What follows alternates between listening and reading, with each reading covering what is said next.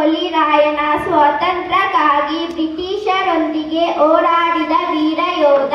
Sangolli Rayanna August 15, 1798ರಲ್ಲಿ Belagavi ಜಿಲ್ಲೆಯ ಸಂಗೊಳ್ಳಿಯಲ್ಲಿ ಜನಿಸಿದರು. ತಂದೆ ಭರಮಪ್ಪ, ತಾಯಿ ಕೆಂಚಮ್ಮ. ಅವರು ಕಿತ್ತೂರು ರಾಣಿ ಚೆನ್ನಮ್ಮರ ಬಲಗೈ ಬಂಟರಾಗಿದ್ದರು.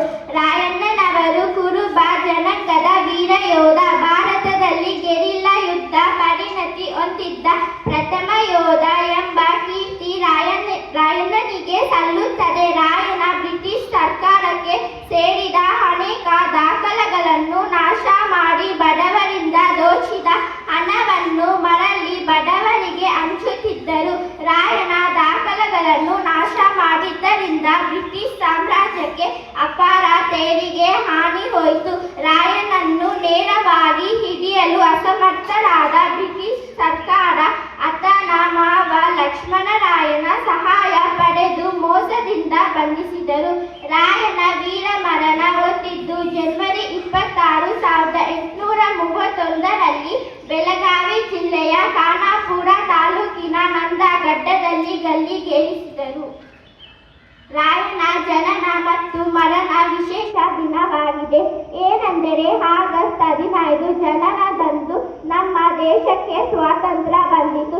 ಆದರೆ ಅವರ ಮರಣ ಜನವರಿ 26 ಅಂದು ನಮ್ಮ ಭಾರತ ದೇಶಕ್ಕೆ ಗಣರಾಜ್ಯವಾಯಿತು. ಧನ್ಯವಾದಗಳು.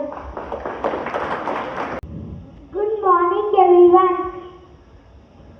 My name is Senuk Sangal. I am studying in first standard A section. ತಾಯಿಯ ಸ್ಥಾನಕ್ಕೆ ಬಂದು ತಾಯಿಗೆ ಎಚ್ಚರಿಕೆ ನೀಡೋ ಅಷ್ಟು ಸೊಕ್ಕೇನು ನಿನಗ? ಇಲ್ಲಿ ಕಟ್ಟಲೆ ಮಾಡೋ ಅಧಿಕಾರ ಇರೋದು ನಮಗ, ನಿಮಗಲ್ಲ. ತ್ಯಾಕರೆ ಕನ್ನಡಿಗರ ಮಾನ ಅಭಿಮಾನ ನಿನ್ನಂತಹ ಕಚ್ಚಿ ನಾಯಿಗೆ ಏನ್ ಗೊತ್ತೈತಿ? ಇದು ಕಚ್ಚದೆಯ ಕಲಿಗಳ ಬೀಡೈತಿ, ಹಂಚಿಕೆ ಅರಿಯದಿರೋ ನಾಡೈತಿ. ಕಿತ್ತೂರು ದೇಶಾಭಿಮಾನ ಸ್ವಾಭಿಮಾನ ಗೂಡೈತಿ. ಇಂತಹ ನಾಡಾಗ ನೀನು ಜೀವಭಯ ತೋರಿಸ್ತಿ. ಬದುಕೋ ಆಸೆ ನಿಮಗೆ ಇದ್ದಂಗಿಲ್ಲ, ಉಳಿಸೋ ಆಸೆ ನನಗೂ ಇಲ್ಲ. ಹರ ಹರ ಮಹಾ